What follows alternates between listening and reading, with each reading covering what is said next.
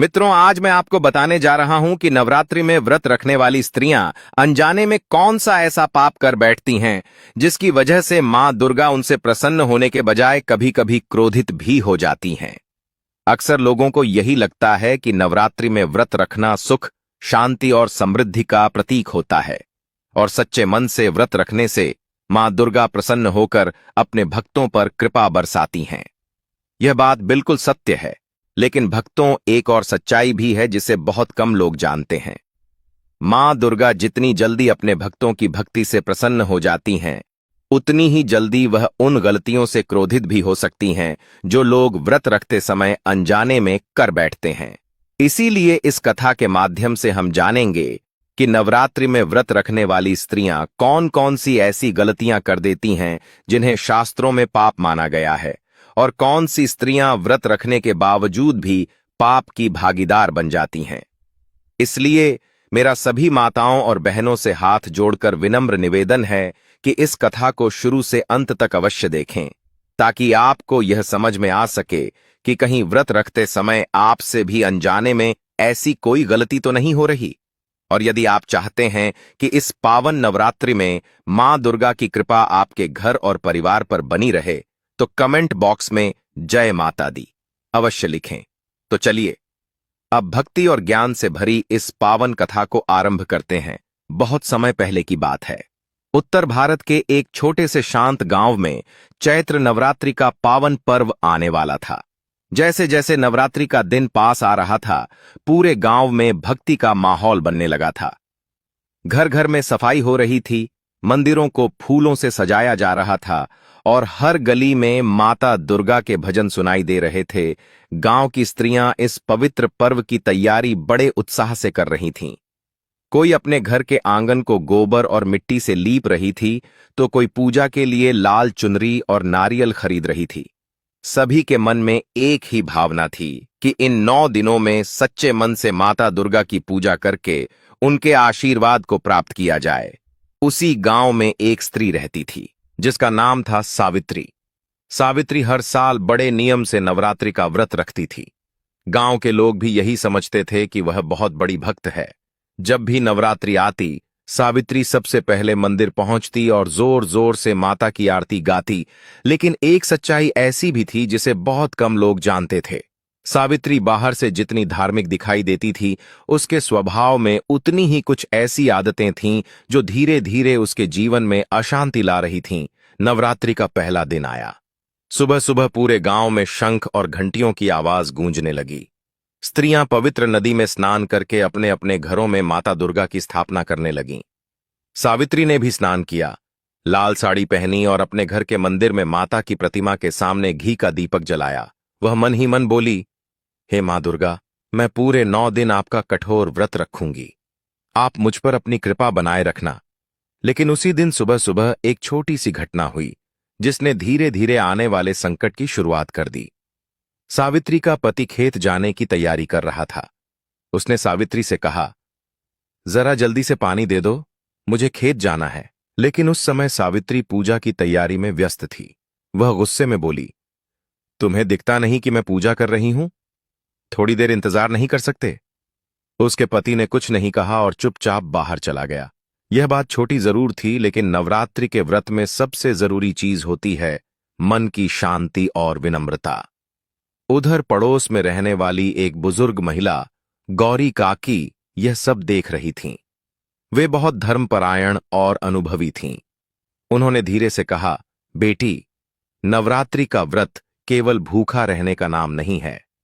इन दिनों मन को भी शांत और पवित्र रखना पड़ता है। लेकिन सावित्री ने उनकी बात को हल्के में ले लिया।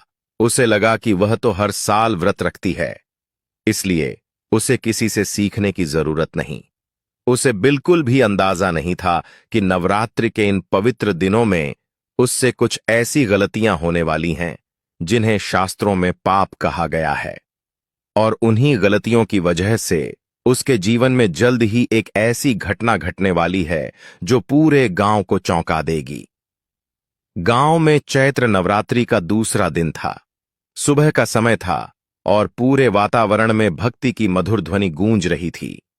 मंदिरों में घंटियां बज रही थीं, स्त्रियां माता के भजन गा रही थीं और हर घर में माता दुर्गा के सामने घी का दीपक जल रहा था। पूरा गांव मानो भक्ति में डूब गया था। गांव की स्त्रियां बड़े नियम और श्रद्धा से व्रत रख रही थीं। कोई दुर्गा चालीसा का पाठ कर रही थी, कोई माता के मंत्रों का जाप कर रही थी और कई स्त्रियां गरीबों को फल और प्रसाद बांट रही थीं। सभी के चेहरे पर शांति और भक्ति की चमक साफ दिखाई दे रही थी। लेकिन सावित्री का मन इन दिनों भी वैसा ही था जैसा पहले था। वह सुबह मंदिर जरूर जाती थी, आरती भी करती थी, लेकिन उसके मन में विनम्रता की जगह धीरे धीरे अहंकार बढ़ने लगा था। मंदिर में जब सभी स्त्रियां मिलकर माता की आरती कर रही थीं, तब सावित्री ने सबसे ऊंची आवाज में आरती गानी शुरू कर दी। वह चाहती थी कि सब लोग उसकी ओर देखें और कहें कि वह कितनी बड़ी भक्त है। आरती समाप्त होने के बाद गांव की एक स्त्री कमला ने मुस्कुराकर कहा, सावित्री बहन, आपकी आवाज तो बहुत मधुर है, लेकिन नवरात्रि के व्रत में सबसे जरूरी चीज मन की शांति होती है। यह सुनकर सावित्री को थोड़ा बुरा लगा। उसने तुरंत जवाब दिया, मुझे यह सब सिखाने की जरूरत नहीं है। मैं हर साल पूरे 9 दिन का व्रत रखती हूं। मुझे सब पता है कि व्रत कैसे रखा जाता है। कमला चुप हो गई। मंदिर में खड़ी बाकी स्त्रियां भी यह सुनकर शांत हो गईं। उसी समय वहां खड़ी गौरी काकी धीरे से बोली, बेटी, नवरात्रि का व्रत केवल शरीर का नहीं होता, यह मन और वाणी का भी व्रत होता है। इन दिनों क्रोध, अहंकार और कटु वचन से दूर रहना चाहिए। लेकिन सावित्री ने उनकी बात को ज्यादा महत्व नहीं दिया। उसे लगा कि सिर्फ व्रत रखने से ही मां दुर्गा उससे प्रसन्न हो जाएंगी। उधर नवरात्रि का तीसरा दिन आया।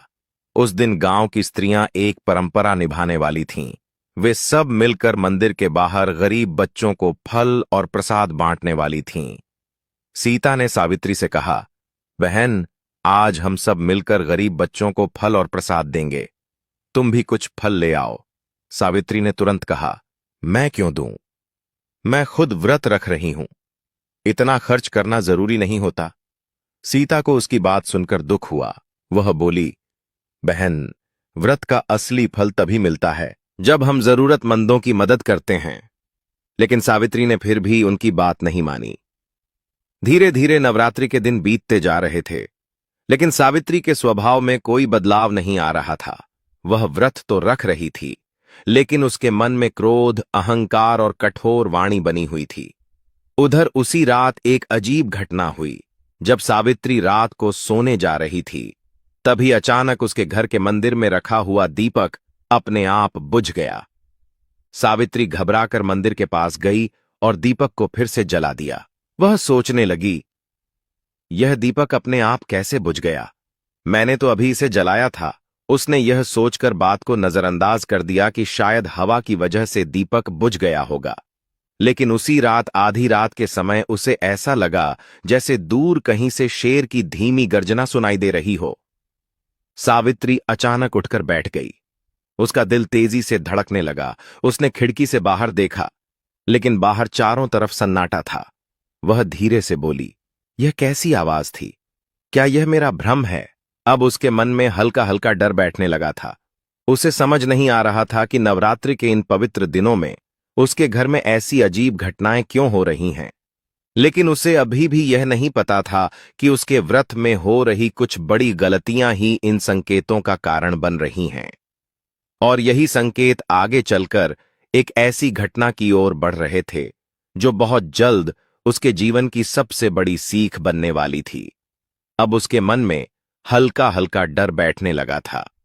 उसे समझ नहीं आ रहा था कि नवरात्र के इन पवित्र दिनों में उसके घर में ऐसी अजीब घटनाएं क्यों हो रही हैं। वह बार बार यही सोच रही थी कि आखिर उससे ऐसी कौन सी गलती हो गई है जिसकी वजह से उसके मन में यह अशांति बढ़ती जा रही है। अगली सुबह जब सूरज निकला तो गांव में नवरात्रि का चौथा दिन शुरू हो चुका था। पूरे गांव में पहले की तरह ही भक्ति का वातावरण था। मंदिर में फिर से स्त्रियां इकट्ठा हो चुकी थीं और माता दुर्गा की आरती गा रही थीं। सावित्री भी रोज की तरह मंदिर पहुंची, लेकिन आज उसके चेहरे पर पहले जैसी खुशी नहीं थी। उसके मन में रात की घटना बार बार घूम रही थी। मंदिर में पहुंचकर उसने माता दुर्गा की प्रतिमा के सामने दीपक जलाया और हाथ जोड़कर बोली, हे मां, यदि मुझसे कोई गलती हो गई है तो मुझे क्षमा कर दीजिए। मुझे समझ नहीं आ रहा कि मेरे साथ ऐसा क्यों हो रहा है। वहीं पास में खड़ी गौरी काकी ने सावित्री के चेहरे की चिंता को महसूस कर लिया। उन्होंने धीरे से पूछा, क्या बात है बेटी, आज तुम्हारा चेहरा इतना उदास क्यों है? सावित्री ने रात की सारी घटना उन्हें बता दी। दीपक का अपने आप बुझ जाना और आधी रात को शेर की गर्जना सुनाई देना। गौरी काकी कुछ देर तक चुप रहीं। फिर उन्होंने गंभीर आवाज में कहा, बेटी, कभी कभी भगवान हमें संकेत देते हैं। यह संकेत हमें हमारी गलतियों का एहसास कराने के लिए होते हैं। सावित्री ने हैरानी से पूछा, लेकिन काकी, मैंने तो मां का व्रत रखा हुआ है, फिर मुझसे कैसी गलती हो सकती है? गौरी काकी बोली, व्रत केवल भूखा रहने से पूरा नहीं होता। व्रत में मन, वाणी और कर्म तीनों को पवित्र रखना पड़ता है। सावित्री ने उनकी बात सुनी, लेकिन फिर भी उसे अपनी गलती समझ में नहीं आई। उधर नवरात्रि का 5वां दिन आ गया। उस दिन गांव की स्त्रियां मंदिर में बैठकर दुर्गा सप्तशती का पाठ कर रही थीं। सावित्री भी वहां बैठी थी, लेकिन उसका मन पूरी तरह पाठ में नहीं लग रहा था। वह बार बार सोच रही थी कि आखिर रात को सुनी गई वह आवाज क्या थी। उसी समय मंदिर के बाहर से एक बूढ़ी भिखारिन आई। उसके कपड़े फटे हुए थे और वह बहुत कमजोर दिखाई दे रही थी। वह धीरे धीरे मंदिर के पास आई और बोली, माता के नाम पर कुछ प्रसाद दे दो बेटी, 2 दिन से कुछ खाया नहीं है। मंदिर में बैठी कई स्त्रियों ने उसे फल और प्रसाद दे दिया, लेकिन जब वह सावित्री के पास आई और बोली, बेटी, मुझे भी थोड़ा प्रसाद दे दो, तो सावित्री ने मुंह फेर लिया और बोली, यह प्रसाद मेरे व्रत के लिए है, मैं इसे किसी को नहीं दे सकती। भिखारिन ने दुखी नजरों से उसकी ओर देखा और धीरे से वहां से चली गई। गौरी काकी यह सब देख रही थीं। उन्होंने धीरे से सिर हिलाया, जैसे उन्हें किसी अनहोनी का आभास हो रहा हो। उधर उसी रात सावित्री के साथ फिर एक अजीब घटना हुई। जब वह सो रही थी, तब अचानक उसे एक भयानक सपना आया। उसने देखा कि आकाश में तेज प्रकाश फैल रहा है और उस प्रकाश के बीच एक विशाल शेर खड़ा है। शेर की आंखें चमक रही थीं और उसकी गर्जना पूरे आकाश में गूंज रही थी। सावित्री डरकर चिल्लाई और अचानक उसकी नींद खुल गई। उसका पूरा शरीर पसीने से भीग चुका था। अब उसके मन में डर पहले से भी ज्यादा बढ़ चुका था। उसे लगने लगा था कि शायद यह सब किसी बड़े संकेत की शुरुआत है और उसी दिन से उसके जीवन की सबसे कठिन परीक्षा शुरू होने वाली थी। उस भयानक सपने के बाद सावित्री पूरी रात ठीक से सो नहीं पाई। बार बार उसे वही दृश्य दिखाई देता, आकाश में तेज प्रकाश और उस प्रकाश के बीच खड़ा हुआ विशाल शेर, जिसकी गर्जना उसके दिल को कंपा देती थी। सुबह होते ही वह घबराई हुई उठी और जल्दी से स्नान करके घर के मंदिर में पहुंच गई। उसने कांपते हाथों से दीपक जलाया और माता दुर्गा की प्रतिमा के सामने बैठ गई। लेकिन आज पहली बार उसे लगा कि उसका मन पूजा में स्थिर नहीं हो पा रहा है। उसे बार बार गौरी काकी की बातें याद आ रही थीं। व्रत केवल भूखा रहने का नाम नहीं है बेटी, मन और वाणी को भी पवित्र रखना पड़ता है। उधर गांव में नवरात्रि का 6ठा दिन शुरू हो चुका था। मंदिर में पहले से भी ज्यादा भीड़ थी। स्त्रियां माता के भजन गा रही थीं और वातावरण पूरी तरह भक्ति में डूबा हुआ था। सावित्री भी मंदिर पहुंची, लेकिन आज उसके चेहरे पर घमंड नहीं था। वह चुपचाप एक कोने में